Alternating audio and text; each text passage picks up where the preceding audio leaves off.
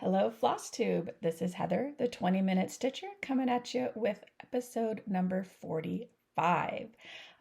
You can obviously find me here on Flosstube at the 20-minute stitcher. I'm also on Instagram at the 20-minute stitcher, and you can always email me at 20minutestitcher@gmail.com.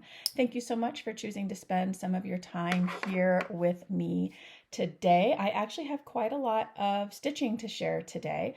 Um, and so yeah, let's kind of get right into it. I'll share a life update at the end. It has been a lot in the last 2 weeks since I filmed, and some good, some not good, just life. But I will say up front, as a result, I honestly didn't know if I was even going to film an episode this morning. So I'm happy that I woke up, or this weekend, I mean. So I'm happy I woke up this morning feeling up to filming my regular Flosstube episode. I am fairly certain, though, that I am not going to be up to filming a mid-year whip parade. So for those of you who voted for a whip parade in my last video, I apologize.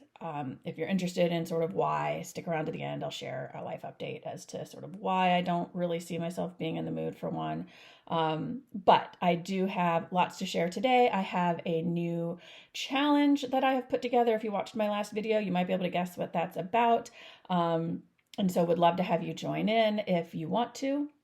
But other than that, hydrate and let's get started. So the first thing I have to share, my mom surprised me with on this past Friday. So it is an FFO, but it's not my FFO, it's my mom's. But she stitched as a gift for me this. So I know this has been going around Flosstube lately. This is an older Teresa Kogut pattern. I guess not that old, maybe a year or two. It was originally released, I think, as part of a retreat, and now it's been released to the general public. Or I guess it was her National Needlework Market. Sorry, my mom wrote on the back what it was. So I guess this was her 2020 Nashville Needlework Market release, and now has been, I guess it was her freebie, and now has been released. So I think Nicole Spohr has been stitching this. Elizabeth Ann Can Stitch has been stitching this. So my mom stitched and framed and FFO'd this for me. But what's super cool about this, not only is it cool because it's a gift from my mama, but the fabric and the flosses, I'm going to mega zoom in here. If you watched my StitchCon recap, you might recognize these. This fabric is Mock Turtle, and the flosses are the Lisa Frank inspired Frankly series from my friend Jamie at Wonderland Hand Dyed Fabrics. I absolutely love the way this turned out. That floss is, and the fabric Jamie was giving out at Weekend B of StitchCon to help promote her business, because she's a relatively new dyer in the marketplace. Her business has only been around for about a year, a little over a year, I think. And the flosses she made as a gift for those of us at her table, and the couple of us who overflowed onto the adjacent table, which was me and my mom. But so yeah, extra special. So not only is it a gift from my mom, but it is using the flosses and the fabric from my friend at Wonderland Hand Dyed Fabrics. So definitely encourage you to go check her store out. I'll link it below. I linked it in my StitchCon recap video too. Love to support small businesses. Love to support people I know and like personally. So yay. So there's that. Unless you think my mom is the only person finishing things. She's the only person fully finishing things. But I also have my own finish. Huzzah! I forgot to bring my board over here. That's okay. I think we'll be okay. I finished Grow Through What You Go Through. So the kind of not great life event that happened in these last 2 weeks, on the day that we learned of the news, I kind of said, you know what, I'm finishing this because it just feels appropriate. I started this in May of 2022 and got maybe a third of it done kind of in 2022, and then just kind of put it aside for a while. I picked it back up in June, and it was in July. I picked it back up at the beginning of this month. It was one of my WIPCO calls for this month. This was out of Cross Stitch Collection, or Contemporary Cross Stitch Collection magazine. It is an Erin Congdon Stitchrovia pattern. and I stitched it on just a 28 count Jobelin that was from my stash. And I used a mix of the called for DMCs and fabric or floss from stash. The instructions weren't super clear on the fractional stitches, if they were quarter stitches or 3/4 stitches. And you can see, especially like in the word go, where I just did quarter stitches. I probably should have done 3/4 for better coverage around the back stitch, but whatever, it is what it is. I'm happy with how it turned out. And so that is my finish. Yay! All right, and now I just have to put all the flosses away. Is anyone else like me? Like, I have sitting over on top of my bobbin box 2 or 3 floss rings with projects that I finished. I haven't put the floss away yet. Like, I hate that part. Anyway, I'll get to it. Okay, so that is my finish. I also have a new start. I actually have 2 new starts, although no. Sorry, one I showed in my last video. My other whip go start, my pumpkin kisses. So that's just a whip. Let me find, my projects are out of order here. Let me find my new start. Of course, it's all the way on the bottom of my pile. So if you'll recall from my last video, I was participating in the Naptime Stitchers Summer Stitches Challenge. I didn't finish it. Again, in my last video, I mentioned that I was going to be taking a trip with my kids that weekend after July 4th. I brought my projects with me to finish out the challenge, and I stitched on the Friday night that we were gone, but the Saturday and Sunday just didn't happen. So I didn't finish the challenge, but I mean, I did 12 of the 14 days. So I still got some good stitching in, which was great. I really liked that challenge. So on July 4th, the Summer Stitches Challenge prompt was fireworks, stitch something patriotic. So I chose Stand Firm by Sweet Wing Studio. I just really, really like the quote. And the trip we were taking actually was to Washington, D.C., and we went to the Lincoln Memorial. So it just felt like a good start, appropriate to where we were traveling that weekend. It's just a tiny little start. I only stitched on it on the 4th, but there's my start. I am stitching this on a 32 count Lugana in the colorway Ledger from Bestitch Me. And I'm stitching with all of the called for flosses. Most of them, so it's charted in Classic Colorworks, Gentle Arts, Weeks, and DMC. I'm stitching mostly the DMC conversion, or the option, right? I guess it is a conversion, right? But the comparative DMC alternative, I guess is the word. So I have some of the Classic Colorworks threads, but mostly it's DMC, which is fine because, I mean, really the only thing that is large enough for any like over dye variegation to play is the memorial itself, maybe the log cabin, but everything else is pretty small. So the DMC will be just fine. So that is my new start in the last 2 weeks. Stand Firm by Sweet Wing Studio. All right, so I have, looks like 6 other patterns that I worked on as whips. Most of them were part of the Summer Stitches Challenge, but not all. So let's start with the Summer Stitches Challenge ones first. So on July 5th, actually let me go in order, even though I did Stand Firm already, which was July 4th. My last video I filmed the morning of July 3rd. So the afternoon of July 3rd, I worked on my prompt for that day. And that was, the prompt was stay in the AC, stitch something with snow or a cold theme. So I pulled out my Cottage Garden Samplings, the Reindeer. This was one of my New Year's Eve 12 by 12 starts, and I hadn't touched it since New Year's Eve. So I had just a dinky little start on it, but I spent a good chunk of July 3rd stitching on it. And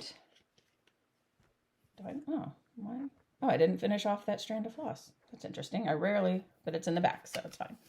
I don't think I have a picture of where I was before, but basically I had sort of the mid brown and the dark brown of the antlers done to about here. So I added the kind of cream color, started on his ear, and added more of the antler out toward the back. This is being stitched on a 28 count Lugana in the colorway Nonsense by Wonderland Hand Dyed Fabrics. It is a beautiful, beautiful gray, bluish gray. Love it. It sort of speaks to me as a kind of gloomy winter sky, which seemed appropriate for a reindeer. I don't know why, but I think it's going to be really pretty. So that is the reindeer, and I am stitching it with all of the called for Classic Colorworks and DMC flosses. On July 5th, the prompt, on July 5th. That was July 3rd. I already showed you July 4th. Y'all, my brain today. So on July 5th, the prompt was picnic, stitch something with grass or food. And so I pulled out my Magic Kingdom Stitch Along by Cunning Cross Stitch. Y'all have seen this before. Even though the part I was stitching didn't have grass on it. There is obviously grass here in the Lion King one. There's food in the Alice in Wonderland one. But I've decided I don't think I'll get it done this year, but I want to give this some more focused attention. So I worked on the rows here. This is the Beauty and the Beast block. So on the 5th, I added in some more of the purple and stitched the dark green of the stem. And then I worked on this again last night and added in the rest of the purple here and the little white and the brown line here across the top. So this is the full width of the Beauty and the Beast. Where that kind of light tan ends is the full width of the Beauty and the Beast segment. I think what I'm going to do is try and challenge myself to do one block a month. That won't have me finish it by the end of the year, I don't think. 1, 2, 3, 4. Yeah, it won't have me finish it by the end of the year. But if I can stick to it, then I could finish this by February or March of 2024. This is my oldest WIP. I started it in January of 2021. I stitched the Ariel block, started the Alice in Wonderland block, and then let it sit for, I think, over a year before I picked it back up again. And really the reason why the Alice in Wonderland and the Snow White blocks took frickin' forever because there were so many little, like you can see, like, 4 stitches here and 5 stitches here and 3 stitches here and the same in Alice in Wonderland. So it took me forever. Ariel stitched up super fast and I was like, oh my gosh, I could totally stick with this. And then I got super frustrated with Alice in Wonderland and I think that's why it sat for so long. But Lion King, I stitched up in like three or 4 stitching sessions. I think Beauty and the Beast is going to be much the same. Most of the rest of the months don't have a whole lot of tiny little blocks of stitching or a whole lot of tiny little intricate backstitch.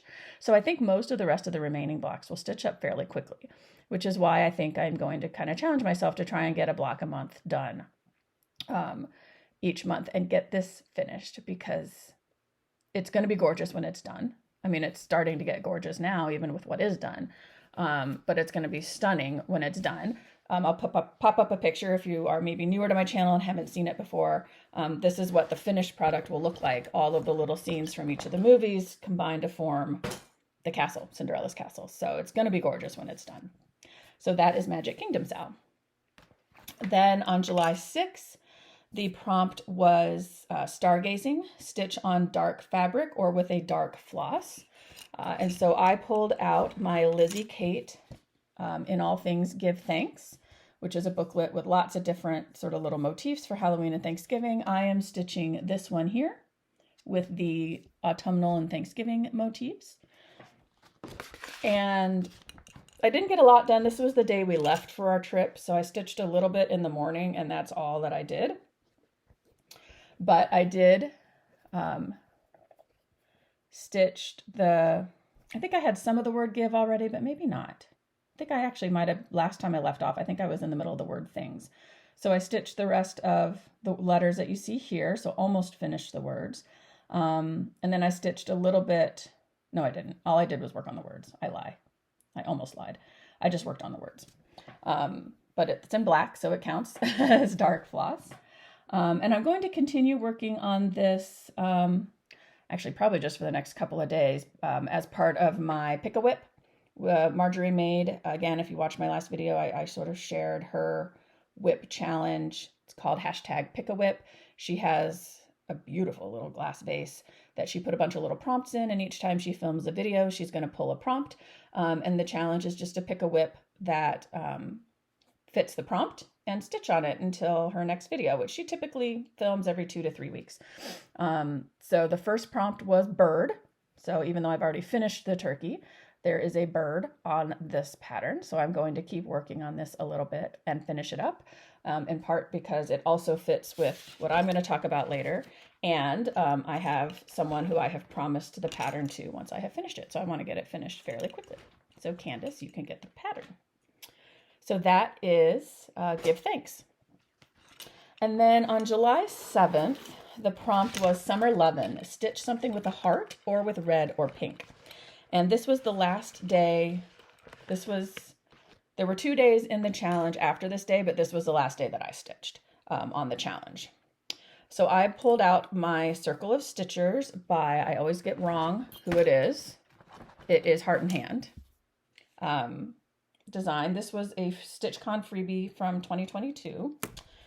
Again, if you watch me regularly, you know I do not iron my stuff for my videos. Oops. But I will move the needle minder out of the way because that's just tacky. Okay.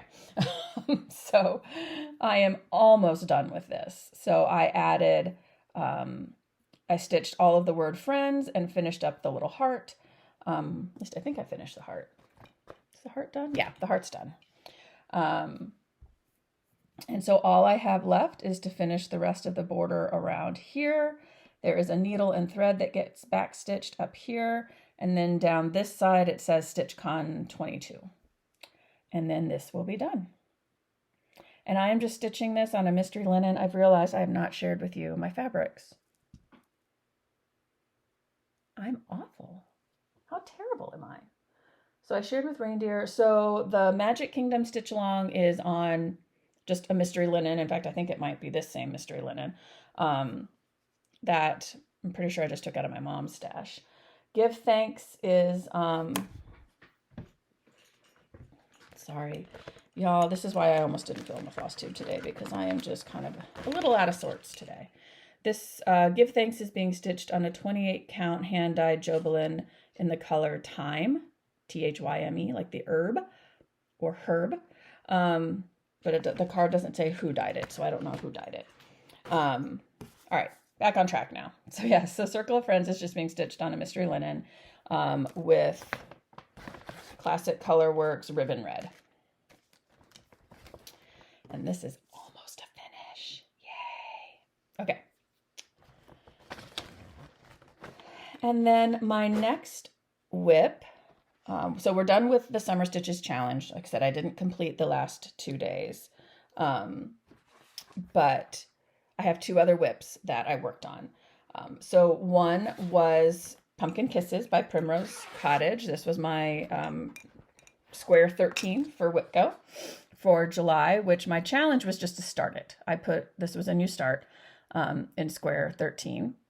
But I decided that seemed a little too easy, like put 10 stitches in. Look, I started, I completed it. So I decided to say start it and then stitch on it for at least 3 days. So still a bit of a lighter prompt, but so I have stitched on it for 2 days. I got it out last night and worked on it a little bit again last night. And so I finished the word pumpkin and finished up the sunflower. So the last time I showed it to you, I had, what did I have? I had the M, the P, and part of the U done, I believe. And I had the yellow of the sunflower done. So I finished out the word pumpkin and filled in the center of the sunflower. And I am using all the called for DMC on this. And this is being stitched on a, again, from my mom's stash, a 28 count Witchelt Jobelin in the colorway Prairie Grain. That, judging from the bag and the sticker, I think had been in my mom's stash since maybe the 90s. So vintage fabric, perhaps. So that is my progress on Pumpkin Kisses. And then my last whip is my progress on the Enchanted Quaker Sal, which I am stitching as part part of Katie the Novel Stitcher's Stitch Along, the hashtag Enchanted Quaker Sal by Luminous Fiber Arts. And just a tiny little start. So I know in my last video I had finished the cat here in the center. I haven't done a whole lot more on it than that, but I did start to add the motif underneath. So if you'll remember, I am stitching this with two different colorways of Dinky Dye silks. I am using Night Sky for sort of the larger, denser motifs, and I am using the colorway Halloween for some of the thinner motifs. So this one has been kind of fun. Let me show you the floss again in case you don't recall or maybe are new to my channel. This is the colorway Halloween. So it really kind of contains a mixture of just about every Halloween related color. So there's like lime green, orange, purple, black, gray. It's a gorgeous colorway. And then here's the Night Sky. It's a purple and black pattern. So, and like I said, for the sort of chunkier, thicker motifs that I thought maybe that, you know, the extreme variegation in Halloween might be a little jarring, I decided to go with Night Sky for some of those. So you still get a pretty variegation, but it isn't so extreme. For these thinner ones, I'm having a lot of fun because I'm kind of lining up, like you'll see the strand, the sort of part of the skein that I'm using right now is kind of the green to gray to black colorway. And so I'm kind of not fussy cutting it, but kind of fussy threading it so that, you know, it's not green and then black and then green and then black. Because I had to start a new thread kind of down here somewhere. So I started it so that it started with the black stitches and then went back to the green. And then when I pick it back up again, I'll start so that the green starts here and goes around. So it should make a really, really pretty colorway as we go. So those are the two colors I'm going to be stitching this with, and just kind of deciding as I go which motifs get which floss. So not a ton of progress. Just that I'm stitching this on a 40 count Newcastle linen in the color Pewter by Picture This Plus. And as I already mentioned, stitching it with the Dinky Dyes, Night Sky, and Halloween. That is all of the stitching I have to share with you today. So I mentioned in my last video that as I was preparing for StitchCon, I was kind of noticing, gosh, I have a lot of projects that if I focused on them, I could probably get them done. A lot more than I thought that I had close to finishes or close enough to finishes. And so I mentioned the whip down challenge that Michelle Bendy is running, the Pick-a-Whip challenge that Marjorie Maid is running, and decided, you know, I think I might want to sort of make my own little challenge and figure out, like, if I can reach my goal of how many whips I think I can finish by the end of the year, then I treat myself to something, right? A new project bag or a mystery box, right? Maybe something that I typically don't get because it's a little pricier. Maybe I don't really need it, but I mean, really, do any of us need any of this stuff? But anyway, so I have decided, and if you want to join me, I will link, I'm going to create a Google form, and we can sort of hold each other accountable maybe and celebrate successes a little. Maybe those of you who complete your challenge, maybe I'll come up with some little gifty to send as a congratulations, but I'm calling it, hopefully, I kind of forgot to check to make sure that this wasn't already a hashtag out there in the universe, but tentatively, I'm calling it the hashtag Whip to Finish Challenge. And if you want to play along, go through your whips and pick how many you think that you can finish by the end of the year. So I came up with, I'm looking at my other screen here, 1, 2, 3, 4, 5, 6, 7, 8, 9. I came up with 10 patterns that I'm challenging myself because it is mid-July, but and the fall with marching band and football season, like, but my daughter's hopefully getting her driver's license soon, so that will help too. But I don't necessarily get a ton of stitching done in the fall because of how busy my kids are. My son's going to be playing soccer this fall too, so eek. I might have lots more stitching time sitting at practices, or I might have next to none. We'll see. But I chose 10 projects that when I looked at them, I said, you know what? I bet if I focused on these, I could get them done. So my challenge is to finish these 10 projects by the end of the year. And like I said, and if I do, I'm going to reward myself with something. So if you would like to play along, I'm going to link a Google form below. The only thing you need to tell me is like your name or YouTube handle, and how many projects you want to finish. You don't have to tell me what the projects are, just give me a number. And then at the end of the year, I'll put out another form where you can say, yes, I completed my challenge. And if you want to receive like a celebratory prize from me, I haven't decided yet what that's going to be. I have almost 6 months to figure that out. It'll be something small. Don't be excited. Like, still reward yourself. But if you want a little celebratory prize from me, you'll have that option at that point in time to opt in, and provide me your mailing address, and I will send something to you. So I feel like this is something that can be fun to challenge ourselves. We can post about it with using the hashtag, and it is not restrictive enough that you can't also use other challenges that are out there, right? So like on my list is the give thanks, right? That's one of my 10 that I think I can finish. And so I'm going to be stitching on it as part of Marjorie's Pick a Whip challenge as well. And so it all kind of fits together. So if you would like to participate, click the Google form link below, in the description box, and we'll have some fun. And then keep watching. I'll be sharing as we go through. So hopefully that means you'll see more regular finishes on my channel, and we'll go from there. All right. Thanks you. Oh my goodness. Thanks you.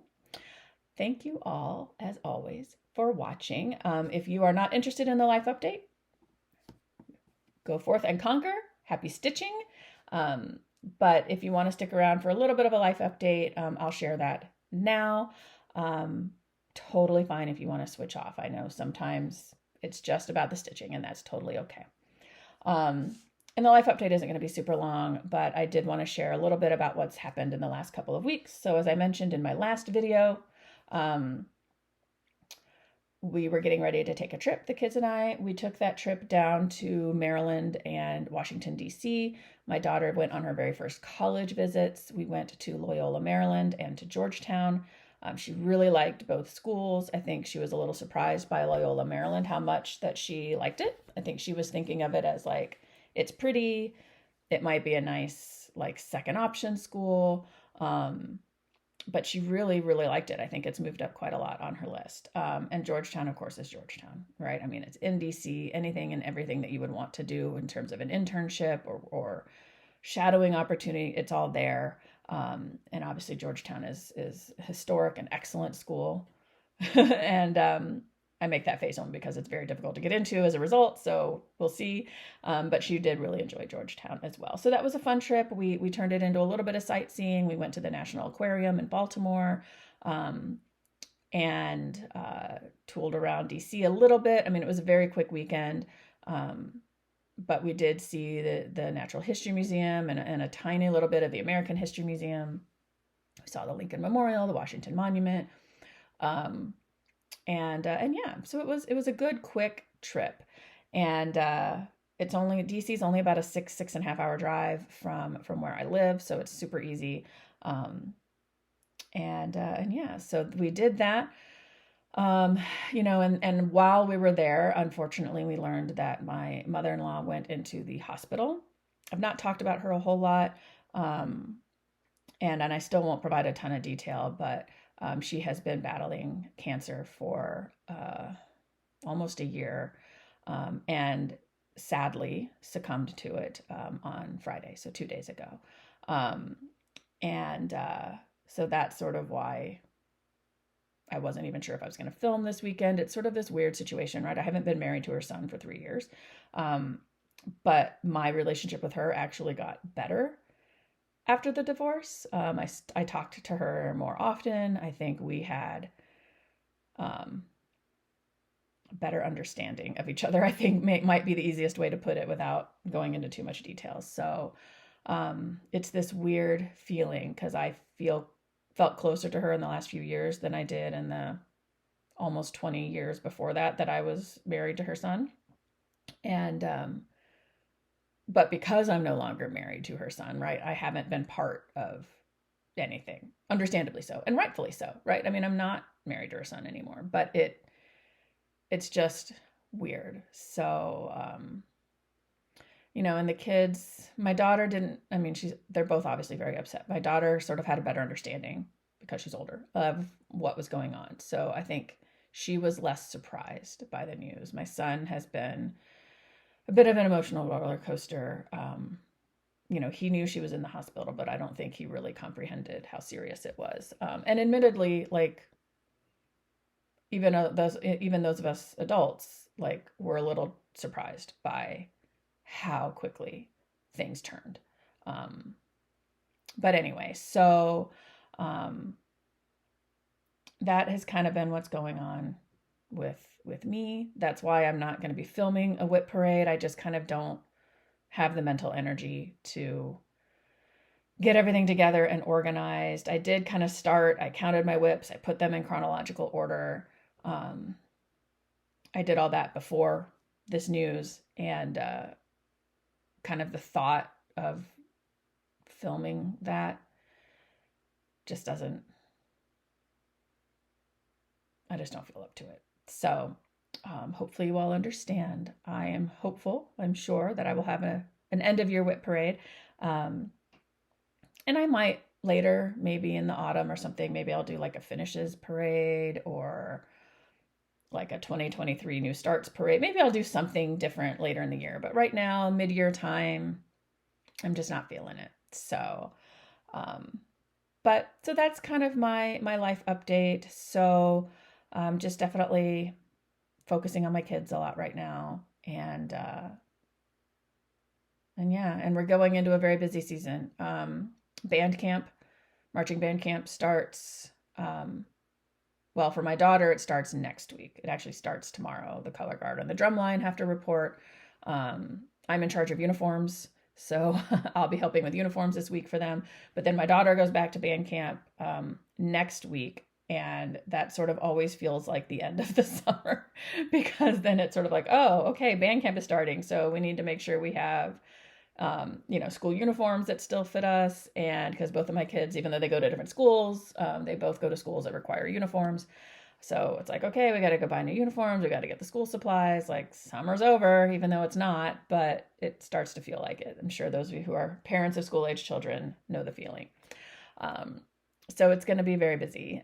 And then, band camp rolls right into the start of school, rolls right into football season, and every Friday night, I'll be at a football game cheering my daughter on and helping the marching band, which is great. I love it. And like I said, my son has decided that he wants to start playing soccer. Which is good. He needs other activities to do. But figuring out how I'm going to balance marching band and soccer, this is why I'm like, please, please, please let my daughter get her driver's license soon. Of course, then we have to get her a car, but one step at a time. But then she'll be able to drive herself to and from school and things, so that'll make life a little bit easier. All right. Well, I guess that is all I have for you. So if you stuck around to the very, very end, thank you so much for being interested in what's going on in my life.